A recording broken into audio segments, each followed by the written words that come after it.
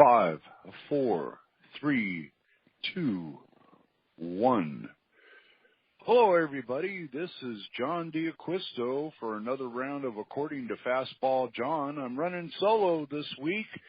My counterpart, Dave Jordon, is on vacation and down in the beautiful islands of the Bahamas and Key West, Florida. So I'm going to talk about the National League West and the excitement that's hovering around Phoenix, Arizona, with the Arizona Diamondbacks with the home record of 6-1, losing one game to the San Francisco Giants and pounding on their opponents. What an exciting opening and start for the Arizona Diamondbacks in the National League West. I'm going to tell you, just check this out. I'm going to read some numbers to you, and you determine what you're really hearing from me. 6-1 record at home. Runs scored 48 runs. Runs allowed only 29. Run differential was plus 19. The win streak was 5. And, you know, it's like, you gotta be kidding me. You know, you look at things in the West and you say, you know, they're going up against clubs like the Los Angeles Dodgers, who, you know, their home record is 2-1, and their road record is 3-1. So, you know, you're talking, you know, it's a situation of runs scored at 28 and runs allowed were 30. And the run differential is -2, where your run differential for the D-backs is plus 19. And folks, they're not playing slouching clubs. They're playing the San Francisco Giants. They're playing the Cleveland Indians. You know, it's like, my goodness, you know, it's like, you know, who would have expected this kind of start for the National League West to occur? You know, with the Diamondbacks coming out like a greyhound after a rabbit. But let me say this about that. You got the Rockies right behind them. Their home record is 3-1. Their road record is 1-2, and they've scored 40 runs, allowed 22, and their run differential is plus 18. And, you know, you look at that. Here's two teams that were in the cellar last year. You know, and, you know, the situation's developing that the Rockies and the D-backs, you know, are coming out of the gate fast. Both made managerial changes in Colorado and Bud Black, which was a good choice, and Torey Lovullo, which is an excellent choice and a fine manager that I'm seeing on the field here in Arizona. Torey's doing a fine job, knows how to make the bullpen moves that are supposed to be made at the right time, and it's a pleasant change to see compared to last year. Also, you have the you know, the Giants looking in the situation here at you know, with the home record of 2-1 and road record of 1-3, or runs scored to 22 and runs allowed at 39, with a differential of -17. You know, we're coming up on a situation here that is looking pretty good, and you know, you wouldn't be really correct to say that the first week in the National League West produced standings that appeared upside down. You know, after all, the favorite, the Dodgers, are still sitting in the middle of the pack with the 4-3 record, and however few expected the Diamondbacks to top the charts, you know, with the Giants to bring up the rear and at any point of this season, especially with the Padres available. Arizona got the season starter right, you know, off to the right foot with a walk-off win opening day, and took the first series of the season against the Giants. The D-backs then looked even better, 3-game sweep against the defending American League champions, the Cleveland Indians. In all, Arizona scored 48 runs in its first 7 games and a full 8 more runs than the second most potent offense of the week, the Dodgers. The D-backs plus a minus 19 run or plus a 19 run differential is also the best in the big leagues through the first week. And it also is nice to pick up a series win on the road, and the Rockies did exactly that with 3 wins in their first try in Milwaukee and in Colorado, then returned home and took the first 2 games of the 3-game set against the Dodgers, and sitting 5-2 at the end of the week. And the Rockies have won all 5 games by 2 or fewer runs.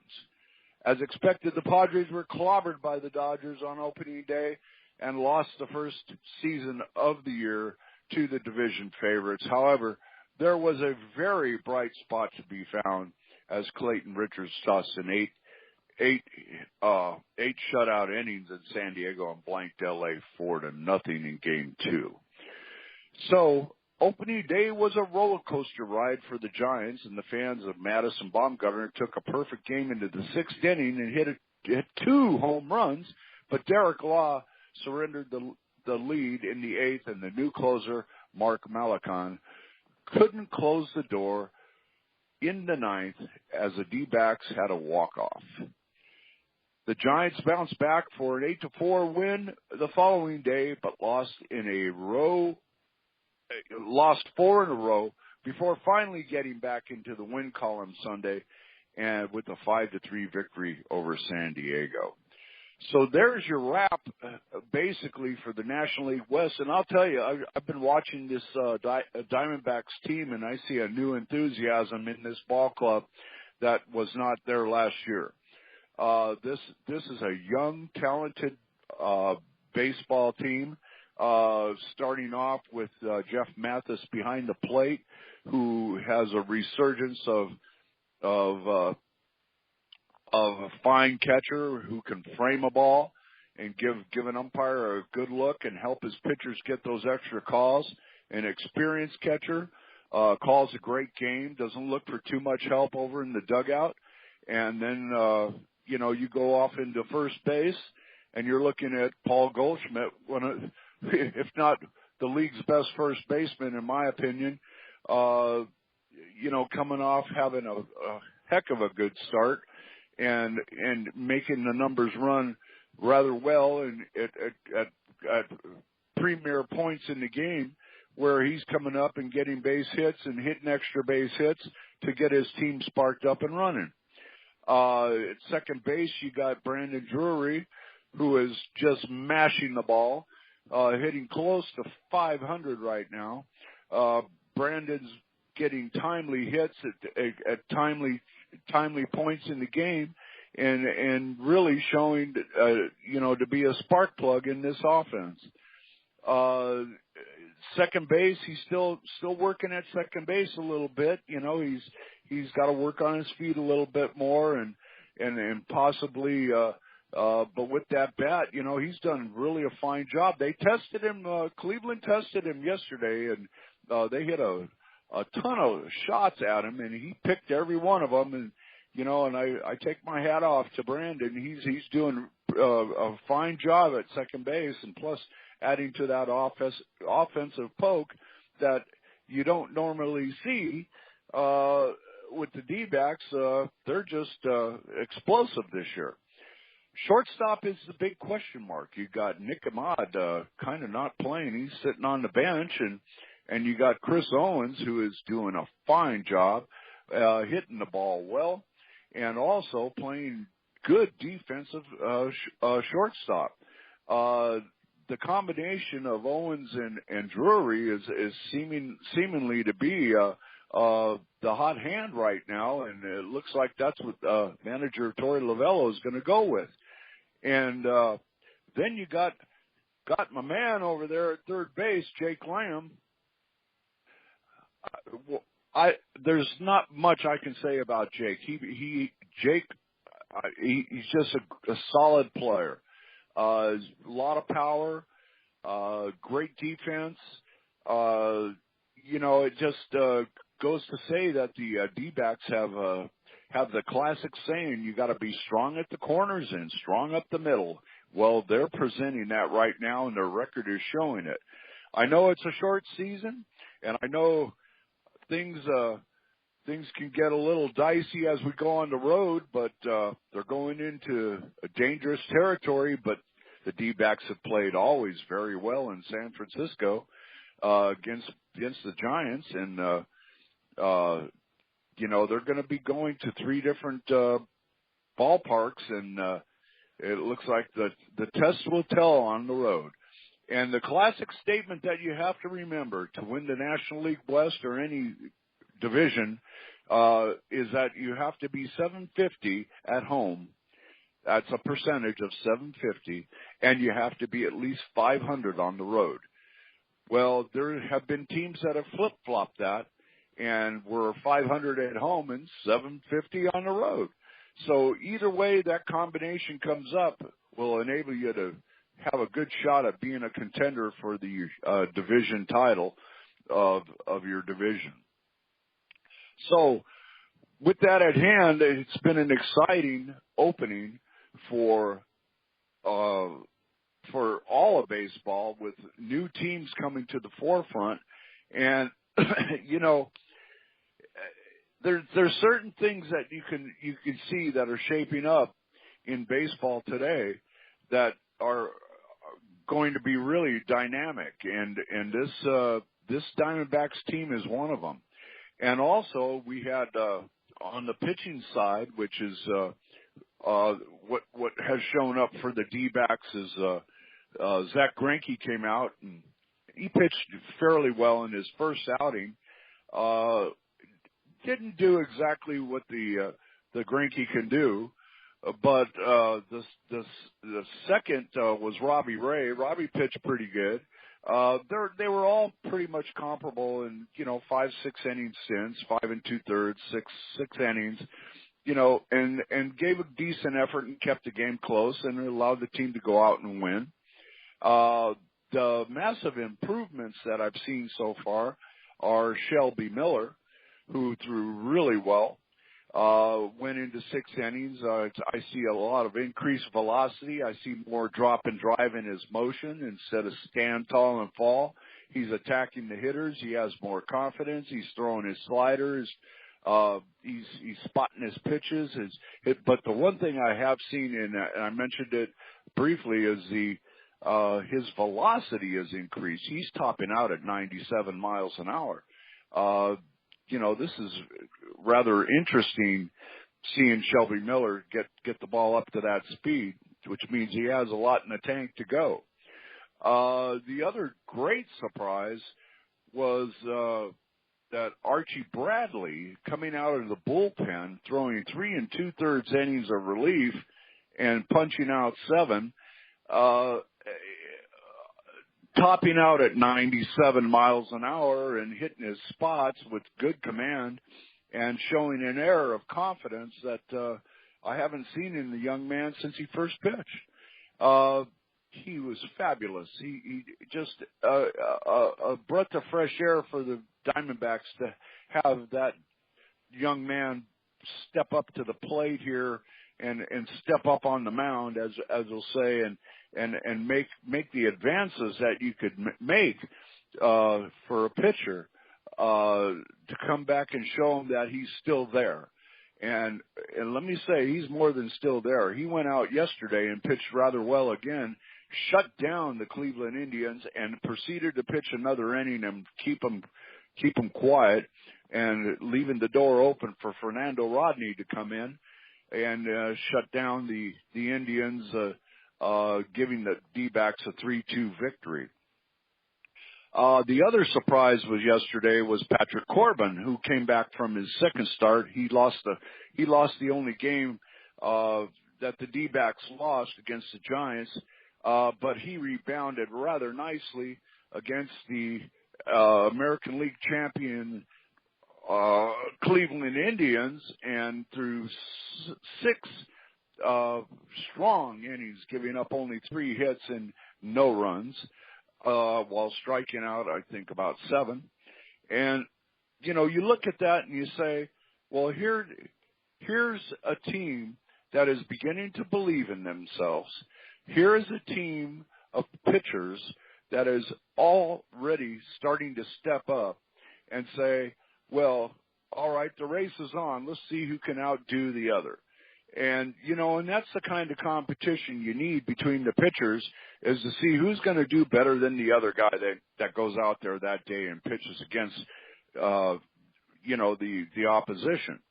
And when you see that starting to happen, and you see that competitiveness within competing against the opposition, then you're going to have a real good turnaround of a pitching staff, and they have the ingredients that could make this team a total contender in the Western Division of the National League.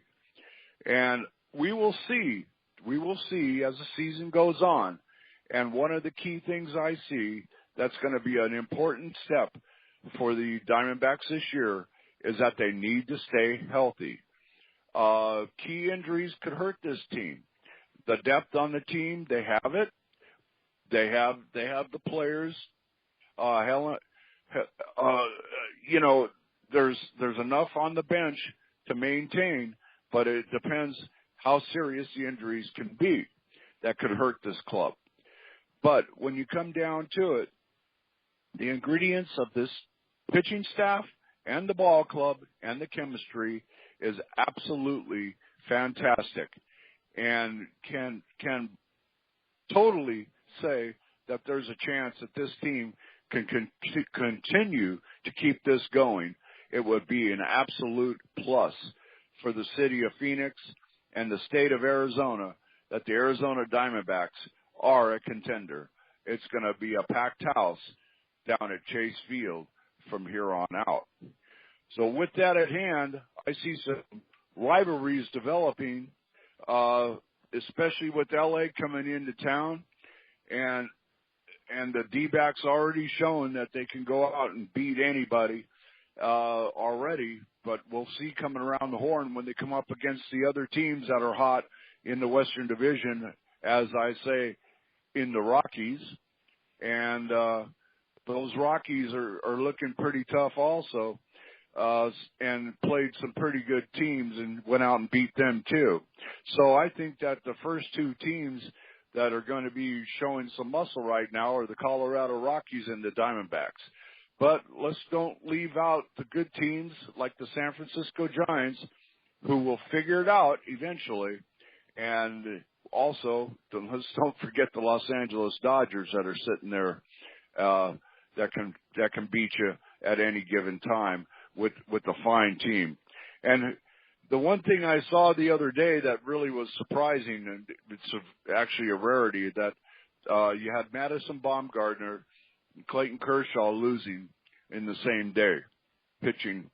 And, you know, that's a rarity to see those two lose a game, but they did. So they are human. And but yet they still pitched well.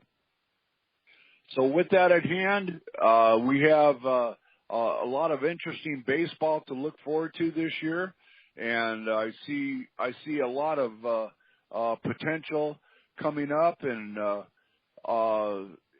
you know, it's going to be extremely interesting to see what's going to happen, you know, in the other areas of uncertainty, as we would say. The Cardinals did not get off to a good start. You know, their road record is 4-2. Their runs scored were 30. Runs allowed were 21. A differential of +9. You know, it's 2-1 at the Cardinals and 2-1 at the Brewers, and it's hard to say. If you don't get off to a good start, you know, it could really dictate the rest of the year, and then you start pressing. And when you start pressing, man, things start to happen to you, you know, and it unfortunately, you know, for the first time in 108 years, you know, the Chicago Cubs opened the season as a World Series championship team. You know, they were the champs. And not surprisingly, the Cubs' title defense got off to a strong start despite, you know, spending the first week of the season on the road. But yet, we know how cold it can get in Chicago, so opening up on the road is not a bad thing for the Cubbies. Chicago took 2 out of 3 in a rain-shortened series in St. Louis, and then traveled to Milwaukee, who won 2 of the 3 against the Brewers.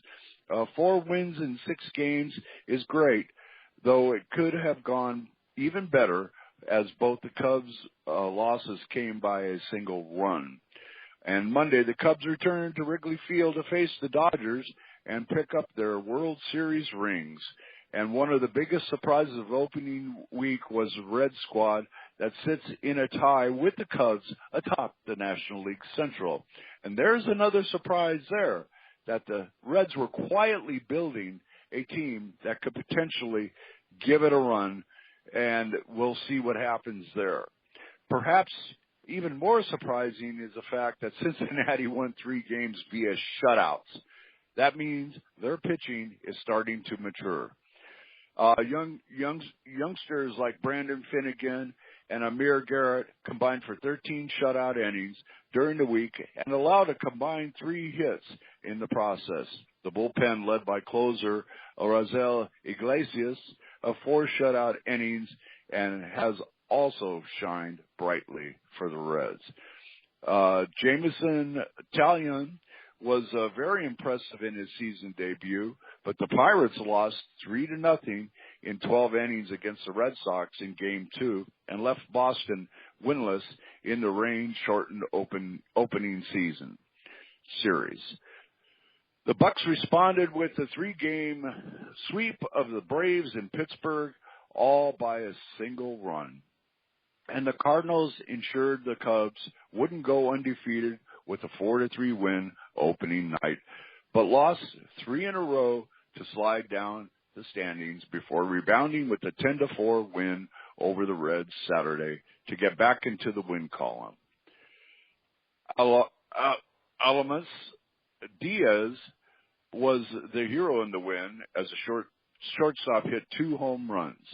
And Milwaukee had home field advantage throughout the first week of the season, but couldn't capitalize, and the Brewers lost 3-4 to Colorado, though the team earned a dramatic walk-off win against the Cubs Friday night. Milwaukee dropped the final 2 games of the set over the weekend. So there's your recap of the National League Central. Coming into the National League East, and it may sound silly here, but when the Nationals beat the Marlins in the first 2 games of the 2017 season, it looked like Washington could go through the entire season without spending a day outside of first place. However, 3 losses in the next 4 games, including 1-run defeat to Miami and the Phillies, as well as a shocking 17-3 loss to Philadelphia Saturday, meant the Nats spent the majority of Sunday looking up to the Marlins in the standings. Nevertheless, after Miami's loss to the Mets on Sunday, we've got a 4-way tie in the East. This is going to be an interesting year in the National League East because you've got some teams that are starting to look like they've rebuilt, and they are coming on and starting to come into their own. Miami traveled to Washington to open up the season and picked up one win out of 3 hard-fought games with the Nationals. So look out for the Miami Marlins this year. They're a well-managed team with Don Mattingly, and also their pitching staff is starting to come around. The Marlins then arrived in New York and clobbered the Mets 7-2 and 8-1 in the first 2 games of the series before falling Sunday night. With 6 games on the road and 3 wins against the heavyweights in the division, it was a successful week for the Fish.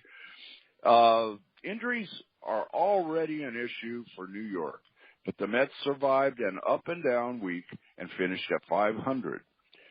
The Philadelphia Phillies scored 35 runs over the course of the week, which was more than any other team in the National League East and more than all but two clubs across the big leagues. However, 17 of those runs came in a Sunday blowout victory against the Nationals, and 12 of those runs came in the first inning. Believe it or not, in the first inning. The power surge was a great sign and helped the Phillies take a series victory over the division favorites to carry the momentum into Week 2. The schedule makers didn't do the rebuilding the Braves any favor by slating the club with an opening series against postseason contenders in New York and Pittsburgh to begin the season. Atlanta split the first two games of the campaign with the Mets, but lost 4 in a row to close the week, including 3 straight one-run losses, while being swept by the Pirates. So there's your cap of the NL Central. And we are going to go back into the American League West now. And the Angels split the first game of the year against the Oakland A's, but improved to a 5-2 team best start since 2007. Following a week, the sweep of the Mariners filled with memorable moments. Andrelton Simmons was one of the top defensive players of the young season with an incredible tag at third base Saturday night. Then it was what will likely be remembered as one of the most incredible games of the 2017 season. The Angels rallied for 7 runs in the bottom of the 9th inning Sunday to walk off with a 10-9 victory. The AL West favorite Astros made a strong statement with the season opener win of the Mariners, and Houston rode the strong pitching to a 3-0 start, but lost the final game of the 4-game set 4-2, still earning a 3-1 record against the division rivals, and allowing just 8 runs in 4 games was very impressive to start off with. Things took a turn for the Astros, who lost the first 2 games of the 3-game series against the Royals and surrendered 12 runs in the process. And however, a 9th-inning home run and a 12th-inning bases-loaded walk, which is very rare in a series finale, helped Houston salvage the weekend and winning record through the first week of the campaign. Oakland starter Kendall Graveman is off to a great start in 2017 and is the number one reason the A's are in a striking distance of first place through the first week of the season. Graven is 2-0 with a 2.08 ERA thus far. The righty has allowed 3 earned runs on 8 hits and 3 walks through 13 innings across 2 starts. After holding the Angels to 2 runs in a 4-2 win over the opening day game, Graveman held the Rangers hitless through the first 6 2/3 innings Saturday and surrendered just 2 hits and 1 run in 7 innings in a 6-1 victory. It's early. It's totally early. We all know it's early. But there are things that are starting to pop up about teams that really want to go out there and improve the basis of their club from last year. And, the first week of the season isn't likely to make or break a team, but however, the Rangers started 0-3 for the first time in more than a decade and have never made the playoffs after losing their first 3 games of the season. Is that indicative of what's going to happen this year? Who knows? Could it be that what we were seeing in spring training was brought into the season and opening? That Texas Rangers ball club is a good ball club, but just seemed to not have the spark it had in the years prior. The bullpen, a big part of last season's stellar 36-11 record in one-run games, has been an issue, and closer Sam Dyson allowed 8 runs in his first 3 appearances. Fortunately, the Rangers rebounded with 2 wins in 3 games against the Oakland A's to get back on track, and Joey Gallo, who drove in a career-high 5 runs, was the star of Sunday's 8-1 victory over the Oakland A's. Seattle struggled through 4-game opener series in Houston, and the Mariners were shut out 3-0 on opening day, then lost 2-1 and 5-3 before finally picking up a 4-2 win in the 4th game of a 4-game set. The offense continued to struggle in Los Angeles, and the M's scored just 5 runs in the first 2 games before breaking through for a season-high 9 on Sunday before the bullpen imploded in a 10-9 loss. So there's your your AL West, which is going to be interesting. And now we get into the Central, and the other surprise in baseball is break up the Twins, right? Okay, let's talk about the Twinkies. The owners of the worst record in baseball last season, Minnesota's off to a red-hot start in 2017, and the Twins swept the Kansas City Royals at home before taking 2 of 3 in Chicago, while the White Sox to end the week atop the AL Central standings. Hey, surprise, surprise, there they are. They have improved dramatically. The pitching has been the key to the short-term turnaround. Through the first 5 games of the season, the Twins posted an MLB best 2.25 team ERA and allowed a league low of 13 runs in the first week.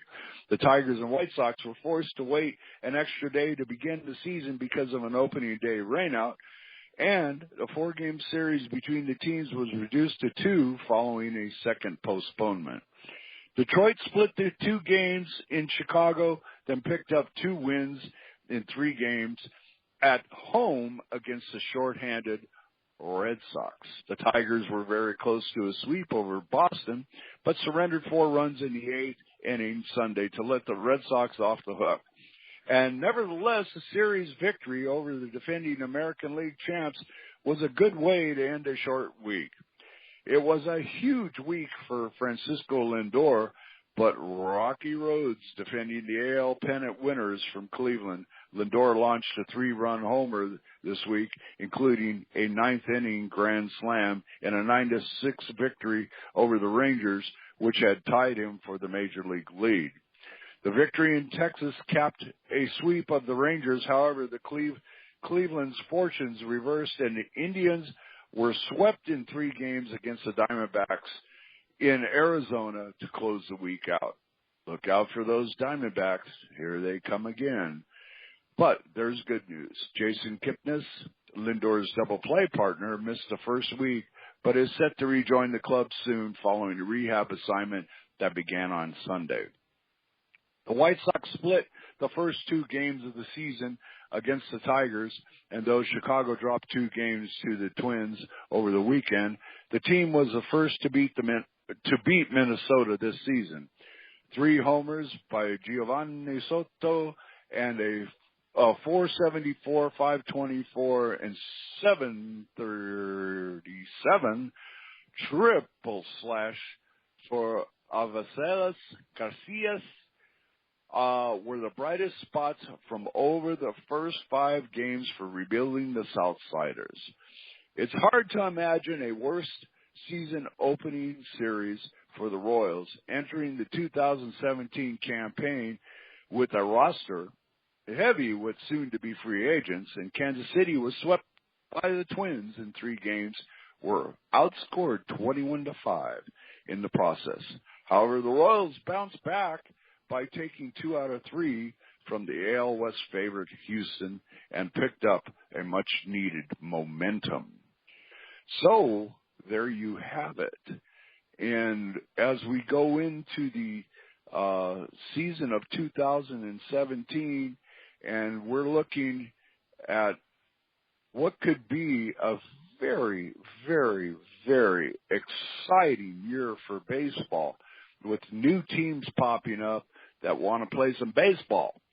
I see the older pitchers are starting to make adjustments, and I see that in most assuredly that a theory that I have talked about many, many, many times with people is called reverse engineering, or I would say backwards pitching. See, let me explain this. In the American League, in the National League, you have teams that are going out there, and basically every single hitter in the major leagues can hit a fastball. Well, everything is so geared to how fast pitchers are throwing, and everything is how hard can I throw? Am I hitting mid-90s? And things like this are part of what the game is breeding right now. Speed. Excuse me. But if you go out, and Shelby Miller did this the other night, and I was very impressed by what he did. He opened 21 of his first pitches were breaking balls. Show it to the hitters first. Show them you have the ability and the command to throw your breaking stuff. It resets the thinking of the hitter. It's called reverse pitching. Don't come out throwing your fastball right out of the gate.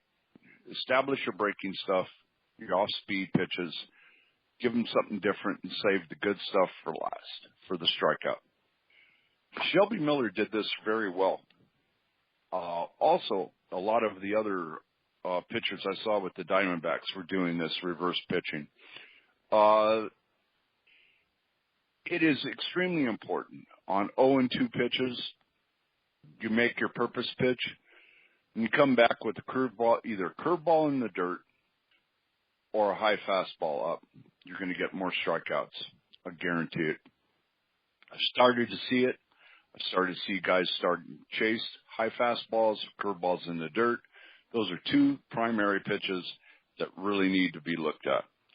And, when you think about this and how you can reinvent the style of the game, and the advantage and adjustments go back to the pitchers, it's extremely important that the pitchers are making these adjustments now and starting to rethink how they're pitching. Instead of going hard, they're going slow, slower, slowest, which is a Johnny Sane theory of pitching.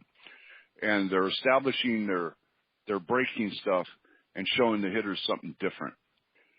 I think that's going to be the big adjustment this year that pitchers are going to make, and it's going to change the game.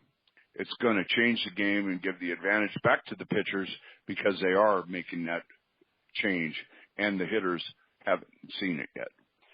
So with that being said, you throw your breaking stuff for strikes, you're going to be a big winner in the National League and the American League in Major League Baseball. So with that at hand, I'm going to close the show. Thanks for joining me this week. It's been great. According to Fastball, John is going to be back together with my counterpart Dave Jordon, who gets back from vacation. But if you're looking for a good read, you can find Fastball John on Amazon.com. It is doing very well. People are enjoying the book, and thanks to all of you for purchasing a copy and enjoying it. And I'd also say you can find it on BarnesandNoble.com. It's basically now pretty much every place you can imagine out there, but it's primarily on Amazon.com, BarnesandNoble.com. It's in the Kindle version, and it is also in trade paperback. So you can get it primarily on those, and there are other areas where you can get the book. It is also at the Giants ATT Clubhouse, where you can pick up a copy of the book at the ATT Clubhouse. So thanks for everybody for joining me this week, and it was interesting. This is basically my first time working solo, and I really enjoyed it, and I will see you all next week. And thank you for joining me on Fastball John. Take care and have a good day.